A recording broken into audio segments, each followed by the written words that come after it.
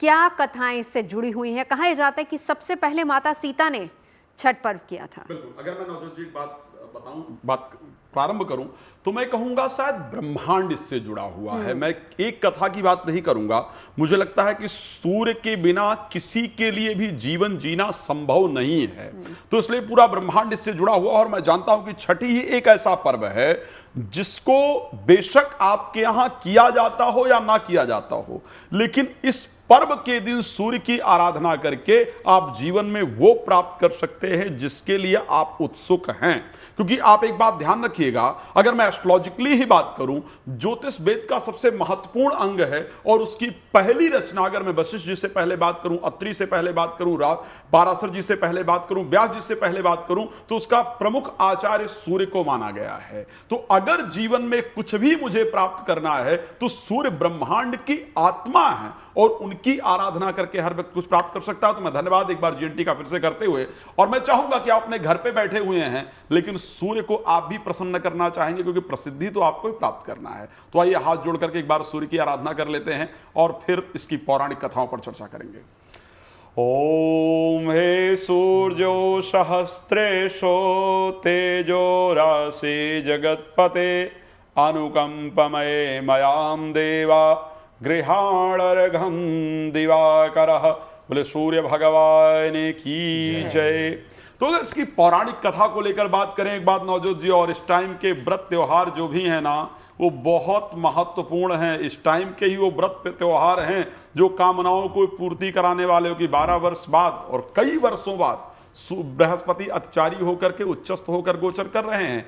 अगर मैं छठी के पौराणिक कथा की बात करूं, भगवान राम सबसे पहले, माता जानकी ने तो इस व्रत को किया ही था, इसमें कोई दो राय नहीं है। लेकिन भगवान राम जब रावण पर विजय प्राप्त करना चाहते हैं और उनको पता है कि रावण पर विजय प्राप्त करना इतना आसान नहीं है, क्योंकि उसने काल को भी अपने बस में कर रखा है, ग्रह तो उसके सामने कुछ थे ही नहीं, इंद्र इत्यादि उसको देखकर थर्राते थे। तब सबसे पहले अपने कुल के कुल, यानी यहां भानुकुल कमल दिवाकर श्री रामचरितमानस के अंदर चौपाई आती है, भगवान सूर्य की आराधना करते हैं और समुद्र में खड़े होकर के भगवान सूर्य की आराधना करते हैं। समुद्र के समीप खड़े होकर के भगवान सूर्य की आराधना करते हैं और वहां से आदित्य हृदय स्तोत्र, जिसका आप सभी लोग जानते हैं, भगवान राम श्रद्धा से उसका उच्चारण करते हुए सूर्य की सबसे पहले षष्ठी तिथि के दिन वास्तविकता में पूजन करते हैं। कर्ण के बारे में आप सब लोग बाकायदा द्वापर युग में, अगर मैं त्रेता युग से फिर द्वापर युग की तरफ आऊं तो कर्ण को आप सभी लोग जानते हैं, जो षष्ठी के दिन वो हमेशा सूर्य की आराधना करते थे,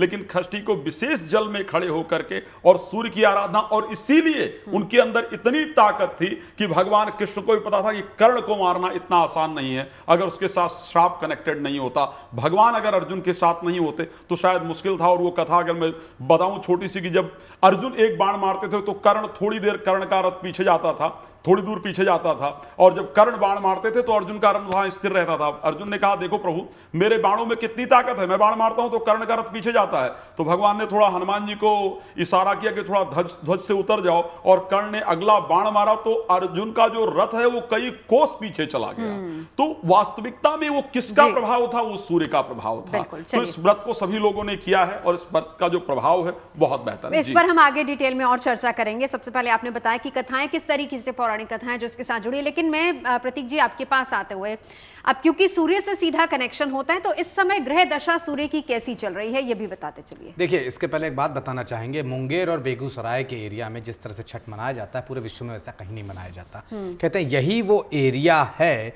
जहां पर सीता माँ ने पहली बार माँ छठ का व्रत किया था। दूसरी कथा, कहते हैं देवासुर नाम के दैत्य से जब सब लोग परेशान थे तो कहा गया देवताओं की पत्नियों को, आप छठी मैया से आशीर्वाद लीजिए और एक अच्छे पुत्र की कामना करिए और छठी के दिन पूरा व्रत रखिए। उन सब ने ये किया, उसके बाद एक तेजस्वी पुत्र पैदा हुआ जिसने वध किया देवासुर का। तो इसके पीछे इस तरह की तमाम कथाएं हैं। अब आपकी बात कर लेते हैं सूर्य के जो सूर्य का हिसाब किताब, क्योंकि सूर्य का आपके जीवन में सबसे ज़्यादा प्रभाव हुआ है, क्योंकि ऑक्सीजन वो दे रहे हैं, आरोग्यता वो दे रहे हैं, एडमिनिस्ट्रेशन वो दे रहे हैं, संतान वो दे रहे हैं, इच्छा शक्ति वो दे रहे हैं, आत्मबल वो दे रहे हैं, पिता वो हैं जिसका पिता सक्षम सबल, जिस घर में ऐसी जगह पे आप पैदा हो रहे हैं आपका जीवन बेटर हो रहा है। तो सूर्य बहुत इंपॉर्टेंट हो चलते हैं। इस समय नीच की स्थिति में है, अपनी नीच की राशि तुला में प्रवेश कर गए हैं। इसको मैं दो तरह से देखता हूँ ज्योतिष शास्त्र में, क्योंकि मैंने देखा जितने सेलिब्रिटीज हुए हैं उनके तुला का नीच का सूर्य है वो बहुत पावरफुल रहे हैं, लेकिन मेटलिस्टिक लाइफ में सूर्य एक तपस्वी राजा है, एडमिनिस्ट्रेटर हैं, तो इस समय जो है एडमिनिस्ट्रेशन में थोड़े बहुत इश्यूज रहेंगे। ये जो काल पड़ता है अमूमन, क्योंकि छठ के टाइम पर सूर्य नीच के हो जाते हैं, कभी कभी ऐसा नहीं भी होता है, क्योंकि करीब करीब 13 अक्टूबर से लेकर 13 नवंबर तक हर साल सूर्य नीच के रहते हैं। तो ये एक काल पीरियड रहता है जिसमें अमूमन 99% 98% केसेस में छठ की पूजा होती है और छठ में सूर्य नीच का होता है। तो सूर्य ही नीच के हैं, तो इस दौरान की गई पूजा और किसी की दशा चल रही है वो ज़्यादा लाभकारी हो जाती है, क्योंकि जब कोई प्लैनेट थोड़ा सा पीड़ित है तब आप उसको अर्घ दे रहे हैं, आदित्य हृदय स्तोत्र का पाठ कर रहे हैं, तो वो इतना ज़्यादा प्रभावी हो जाता है कि आपकी जीवन की समस्त समस्याओं को खत्म कर देता है। बिल्कुल।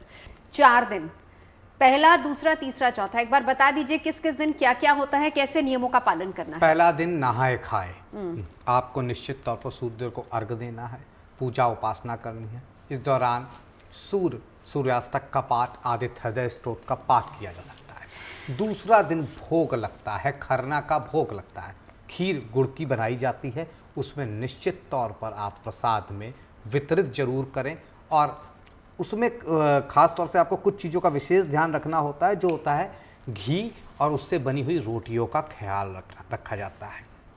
दूसरा दिन इसको समर्पित है। तीसरा दिन संध्या अर्घ को है, नदी या तालाब में खड़े होकर अर्घ देनी चाहिए, पूरा परिवार अगर करे तो बहुत अच्छा। चौथा दिन ऊषा अर्घ और पारण का होता है, कहा जाता है 36 घंटे का निर्जला उपवास पूरा होता है और उसके बाद आप पारण कर रहे होते हैं। इस दौरान आपको सूर्य से संबंधित चीज़ें जैसे गेहूं हो गया, बाजरा हो गया, गुड़ हो गया, उसका दान, अपना जो भोग है सबको वितरित करना और गरीबों को कुछ वस्त्र दान देने चाहिए। इन 4 दिनों में कहीं ना कहीं आपको कंटिन्यूअस हर दिन अर्घ देने के बाद कुछ दान जरूर करते रहना चाहिए जो सूर्य से संबंधित हो। सूर्य का दान दवाएं भी हैं, कोई व्यक्ति अगर किसी चीज़ से पीड़ित है और दवा लेने में असमर्थ है, उसे आप वो दे सकते हैं। सूर्य की चीज़ें कृषि रिलेटेड भी हैं, वो दान से दे सकते हैं। सूर्य की चीज़ें गेहूं भी है, गुड़ भी है, वो दान दे सकते हैं, और उसके साथ साथ तांबा दान दे सकते हैं, कुछ नहीं तो तांबे का गिलास दान दे दिया। इस तरह की चीज़ें 4 दिन अगर आप फॉलो करते हैं, निर्जला व्रत का पारण करते हैं, तो जो भी मनोकामना है वो पूर्ण होती है। और कहते हैं माँ छठी का प्रताप इतना है, जो कि मैं आपसे एक बार कह भी रहा था नवजोत जी, कि अगर आप देखें तो पूरे भारतवर्ष में सबसे ज़्यादा IAS पैदा होते हैं उत्तर प्रदेश से, नंबर 1 पे, नंबर 2 पे बिहार से, और ये पर्व पूर्वी उत्तर प्रदेश और बिहार, झारखंड, कलकत्ता में बहुत जोर शोर से मनाया जाता है। सूर्य महाराज की अच्छी विशेष कृपा कृपा रहती है। और आप पूर्वी उत्तर प्रदेश और बिहार में, और आप इसकी मतलब कि कहीं ना कहीं महानता देखिए। मैं मतलब बड़ा मुझे गर्व होता है ये देखते हुए, सुनते हुए, इस्लाम धर्म के लोग बिहार में जो पालन करते हैं वो भी ये व्रत रखते हैं। अपने आप में तमाम लोगों को जोड़ने वाला ये व्रत है। बिल्कुल। अब सबसे अहम ये होता है आचार्य राज मिश्रा जी, अर्घ देना। देखिए, आप लोग हमेशा ये बताते हैं कि सूर्य को अर्घ दीजिए, आपका सूर्य मजबूत होगा, लेकिन यहाँ पर डूबते सूर्य को भी अर्घ दिया जाता है। इकलौता ऐसा पर्व है जहाँ डूबते सूर्य को अर्घ दिया जाता है, उसके मायने क्या है? यही हमारे सनातन की एक ही परंपरा और एक सुंदरता है। नवजोत जी, मैं 2 चीजें आपको यहाँ बताना चाहूंगा अर्घ से पहले। आप सोचिए, अगर अंग्रेजी में, क्रिश्चियनिटी में कोई बूढ़ा हो जाए तो उसको क्या कहते हैं? ओल्ड कहा जाता है। अन्य धर्मों के अंदर भी इसी प्रकार किसी व्यक्ति को उस शब्द से संबोधित किया जाता है जो बेहतर नहीं। ओल्ड मतलब वो बूढ़ा हो, किसी काम का नहीं रह गया। लेकिन हमारे सनातन धर्म में क्या कहते हैं? वृद्धा, वो बढ़ गया। हाँ। हमारे यहाँ की ये परंपरा है कि हम वृद्ध को भी वृद्धा, बूढ़े आदमी को ओल्ड नहीं कहते, पुराना नहीं कहते। पुराना कहने की परंपरा नहीं है हमारे यहाँ, वृद्ध कहने की परंपरा है हमारे सनातन में कि वो बूढ़े होने का बढ़ गए, उनको हम छोटा करके नहीं आंकते हैं। और यही यहाँ दिखाया जाता है कि हम सिर्फ उसका सम्मान नहीं करते हैं जो सिर्फ जीवन में राइज कर रहा है, जीवन में आगे बढ़ रहा है, हम उसका भी सम्मान करते हैं जिसकी जो परिस्थिति के अंतर्गत, जिसकी परिस्थिति उस योग्य नहीं है कि वो अपने आप को बहुत ज्यादा सम्मानित महसूस कर सके। तो हम हर व्यक्ति को सम्मान हम डूबते हुए को भी सम्मान देते हैं और हम उगते हुए को भी सम्मान देते हैं। ये हमने दिखाया कि हमारे यहाँ सम्मान की परंपरा दोनों तरफ से रही है। खैर उस पर विस्तार से एक बार चर्चा किया जाए तो हाँ, उषा और प्रत्युषा दोनों की चर्चा की जाती है कि डूबते हुए सूर्य को अर्घ देने का तात्पर्य है, उषा उनकी जो पत्नी है और प्रत्युषा जब उगते हुए सूर्य को अर्घ देते हैं, क्योंकि ये पूरी परंपरा नहाए खाए से प्रारंभ होकर के नहाए खाए, फिर खरना,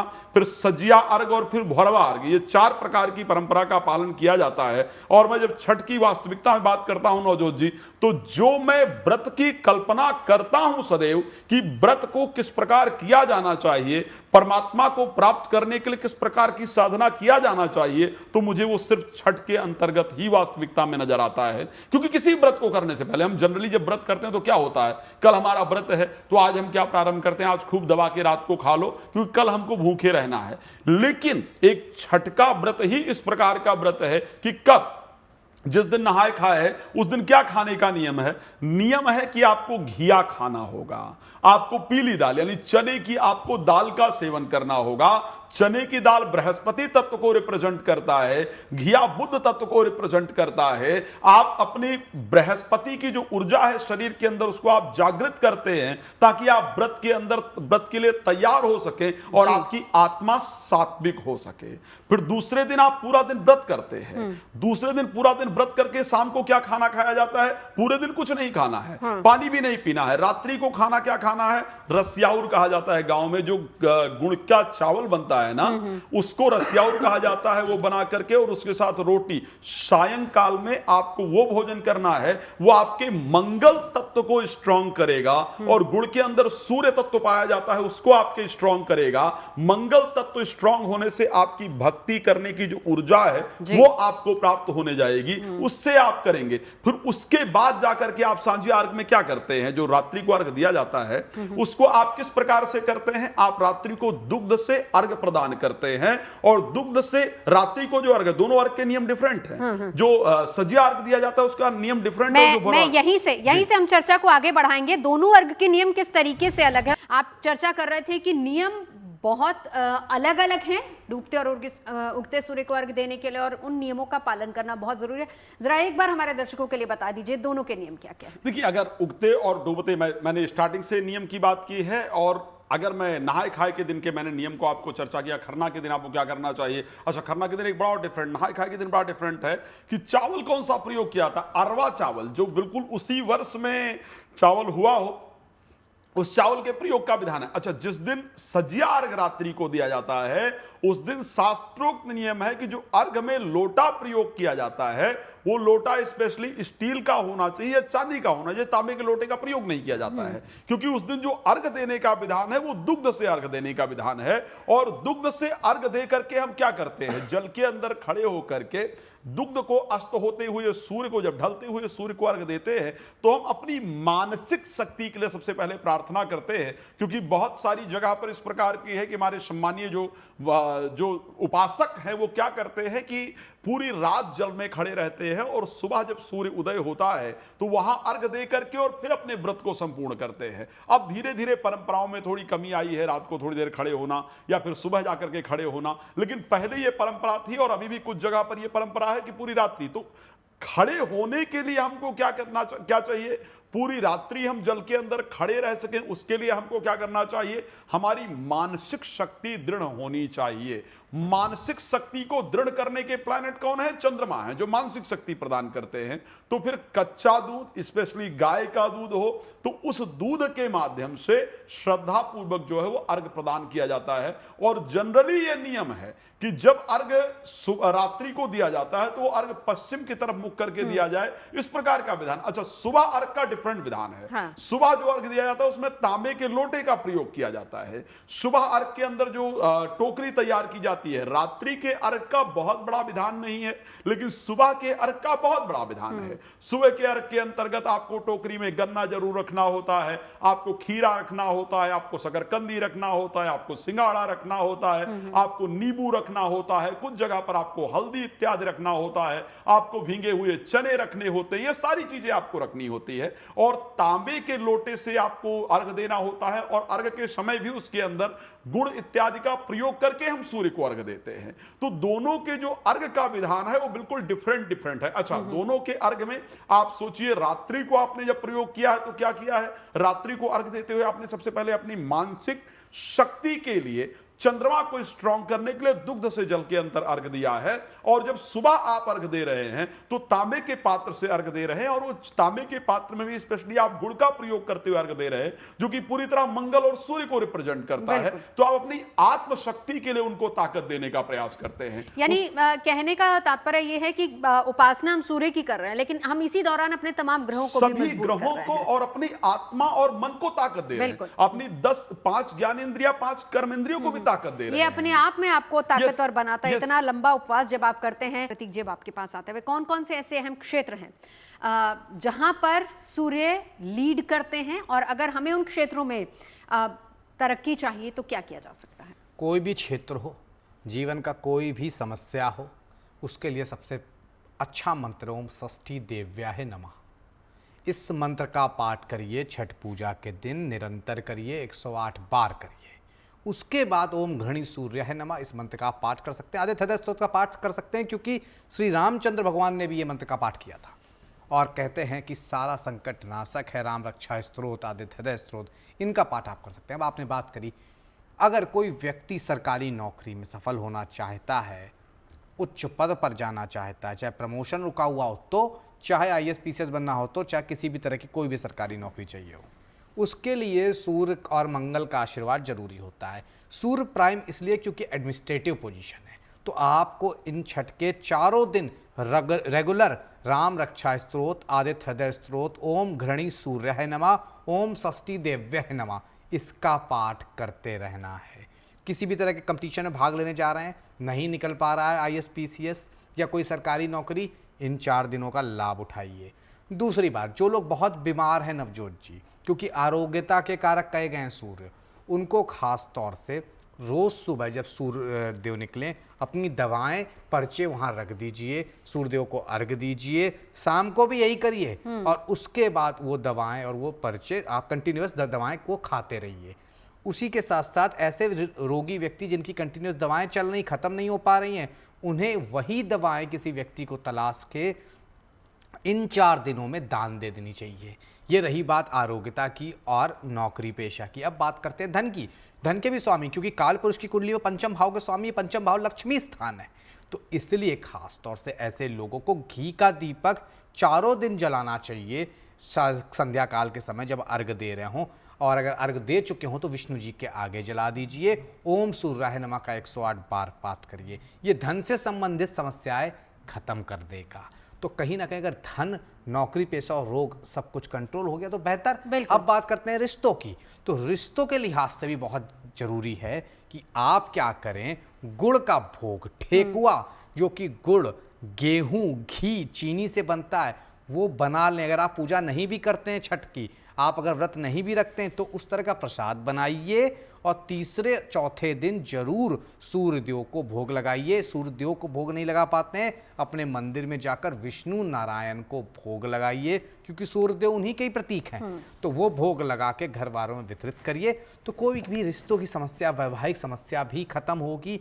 और अगर किसी स्त्री का विवाह नहीं हो रहा है, चारों दिन ये कार्य कर ले, देख लीजिएगा कोई वो लड़की का विवाह भी हो जाए। चलिए राज जी, आपके पास आते हुए 2 सवाल हैं। पहला तो ये कि जल में खड़े होकर अर्घ देने का अर्थ क्या होता है। दूसरा ये कि पिता के कारक सूर्य माने जाते हैं, तो पिता पुत्र के रिलेशन को ठीक करने के लिए को देखिए, सूर्य को लेकर के मैं अगर नवजोत जी कारक की बात करूं तो शायद मैं सबसे पहले कहूं कि सूर्य ही वो ग्रह हैं, सूर्य ही वो देवता है, मैं स्पेशली कहूंगा, जिनके चारों तरफ ग्रह चक्कर काटते हैं। सूर्य ही वो देवता है जिनकी रोशनी से चीजों का कलर परिवर्तन होता है। उनकी जो 7 रश्मियां निकलती हैं, जो 7 किरणें निकलती हैं, वो जिन पर पड़ती हैं उनका कलर उनकी किरणों के अनुसार परिवर्तित होता है। अगर मैं सूर्य के कारक की बात करूं तो मुझे लगता है मैं गिनती कराते कराते भूल जाऊंगा। सूर्य गोल्ड के कारक हैं, सूर्य कपास के कारक हैं, सूर्य उन वृक्षों के कारक हैं जो लंबे वृक्ष हैं उनके कारक हैं। बॉडी में बात करूं तो सूर्य हमारी हड्डी के कारक हैं। शरीर में बात करूं तो पित्त प्रकृति के कारक हैं जिनसे हमारा खाना इत्यादि डाइजेस्ट होता है। बालों की बात करूं तो सूर्य हमारे बालों के कारक हैं। आगे मैं जाऊंगा तो शायद सूर्य एजुकेशन, पंचम भाव कालपुरुष की कुंडली का उनके पास है, तो एजुकेशन के कारक हैं, मित्रता के कारक हैं, प्रेम संबंध के कारक हैं, संतान के कारक हैं, पिता के कारक तो एक्चुअल में सूर्य हैं ही। उसके साथ हमारे मस्तिष्क के कारक, ललाट के कारक अगर कहीं कहे जाते हैं तो सूर्य कहे जाते हैं। तो यदि किसी भी परिस्थिति में, चाहे वो एजुकेशन से रिलेटेड प्रॉब्लम आ रही है, चाहे वो पिता पुत्र के रिलेशनशिप को लेकर के बात की जाए, उस पे चर्चा की जाए, इस व्रत के माध्यम से सूर्य को अर्घ्य इत्यादि दे करके, सूर्य को प्रसन्न करके इन सभी चीजों का फल हम बहुत स्पष्ट रूप से, बहुत साधारणतया प्राप्त कर सकते हैं। अच्छा, मैंने बार बार कहा है कि ठीक है, ऐसा नहीं है कि जिस प्रकार व्रत की परंपरा है अगर उस प्रकार किया जाए तो उसका फल बहुत सुंदर तरीके से प्राप्त होता है, लेकिन अगर उस परंपरा को हम नहीं फॉलो कर सकते हैं तो ये कहा जाता है छठी के व्रत में कि जो व्रत कर रहे हैं या कर रही हैं उनका दर्शन कर लेने मात्र से आपका पाप नष्ट हो जाता है। तो आप उनके लिए कोई मदद कर सकें, घाट बन रहा है उसमें आप मदद कर लीजिए, कुछ कंट्रीब्यूशन कर दें। उसमें भी शुद्धता का बहुत खास Yes, ख्याल रखना बिल्कुल, पड़ता है। चलिए, वक्त की कमी है, आखिर एक बार प्रतीक जी आपके पास आते हुए जो इस समय की ग्रह दशा है उस हिसाब से कोई एक उपाय अगर आप बता पाए। देखिए, जो ग्रह गोचर है वो बड़ा मजबूत हो चला है, क्योंकि बृहस्पति की चाल बदली है, उच्च के हो गए, और 27 तारीख से बृहस्पति मंगल का नवपंचम योग, उसके पहले बुध का नवपंचम योग, आज निश्चित तौर पर अपने आप में स्थितियां बेहतर हो गई पहले से। तो इसलिए अगर आप सब लोग आज के दिन क्या करें कि अगर अपना, या फिर अगर आज संध्या काल है, कल सुबह कर सकते हैं, आप क्या करें, अपने पानी में गंगा जल डालने और थोड़ी सी हल्दी डाल के नहाएं। उसके बाद विष्णु स्तोत्र पढ़ें, विष्णु सहस्त्रनाम का पाठ करें, अगर ये भी बड़ा लगता है तो विष्णु चालीसा या नारायण कवच पढ़ लें। इससे कहीं ना कहीं जो भी इस समय ग्रह गोचर की स्थिति, सूर्य की अपनी नीच राशि में, बृहस्पति की उच्च राशि में, मंगल की स्वराशि में, आपको उससे निश्चित लाभ होगा। और आने वाले 2 महीने तो वैसे भी तमाम लोगों के लिए बहुत अच्छे जाने वाले हैं। एक उपाय राजी। अगर मैं उपाय की बात करूं, मैं बहुत सिंपल सा उपाय की चर्चा करूंगा। मुझे लगता है कि एक बहुत सुंदर मंत्र है, आदित्याय च विद्महे प्रभाकराय च धीमहि तन्नो सूर्यः प्रचोदयात्। सूर्य गायत्री कहा जाता है। नहाइए और श्रद्धा से बैठ करके 108 बार संभव हो तो जप कर लीजिए।